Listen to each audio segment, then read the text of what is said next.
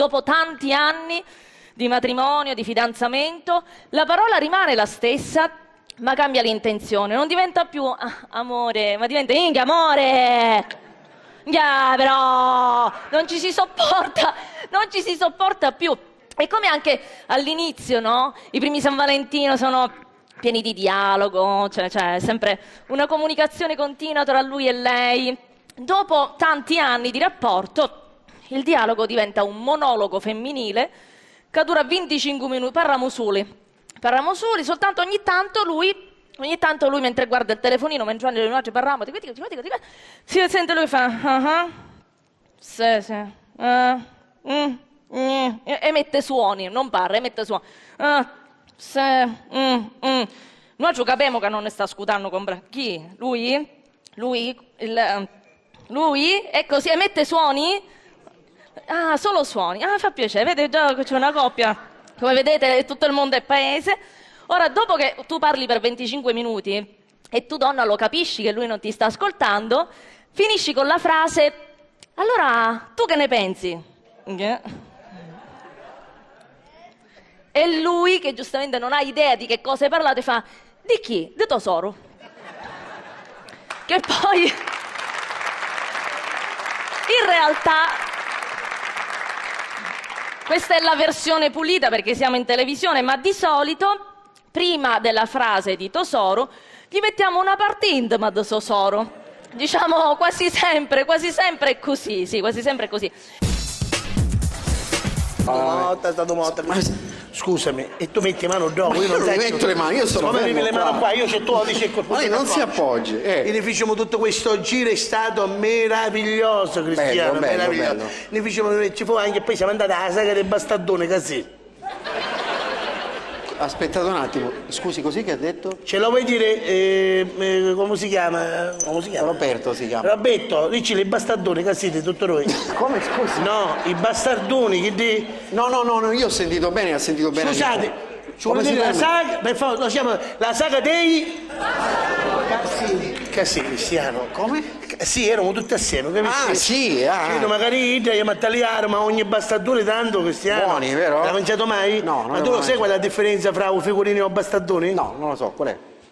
E che ne so, scusi? Io me ne vai, Se non lo so, me lo spieghi. Ma scusi, tu sei nato ai Mauritius? Sono nato a Catania. Ma sei italiano? Sono italiano. Sono di un rinciolo? Non lo so, sono allora, i figurini che ha prima nisciuta. I figurini, sì. Poi c'è la seconda passata, adesso bastardone, capito? Perché comunque sempre... E sono più grossi, quelli più grossi, certo. E mi ho mangiato tutti i bastardoni, ma sai che qualche nozzolo, Cristiano? È rimasto nello stomaco. Che nozzolo mi ha fermato? E quindi... Non posso dire, Cristiano. No, non lo vogliamo sapere. Io non ho magari carabinieri a mia casa. Come carabinieri? Perché carabinieri? Perché ce la passo c'era molto intra.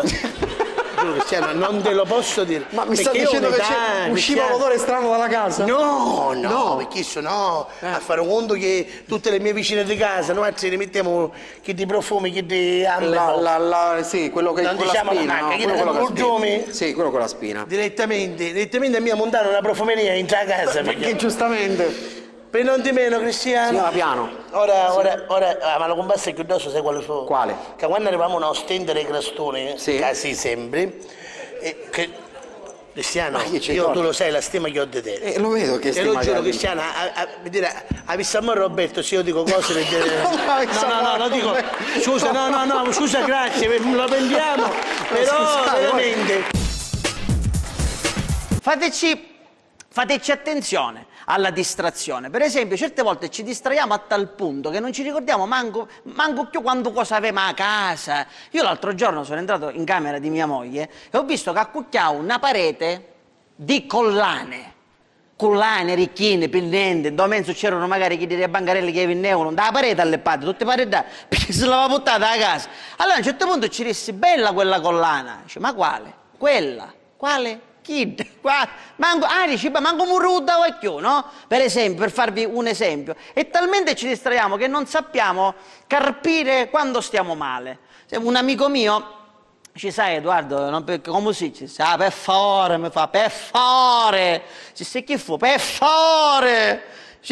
per favore, dice, a mia moglie dice che purtroppo non ci sente. Come? Che è una novità, le mogli non ci sentono mai. O meglio, ci sentono quando ci vogliono sentire e non ci sentono quando ci avessano a sentire. Tagliate che cosa, eh? Signori uomini, come ci vai? Questi si chiamano coppie e brusci, appena esce il caos, coppa sicuro.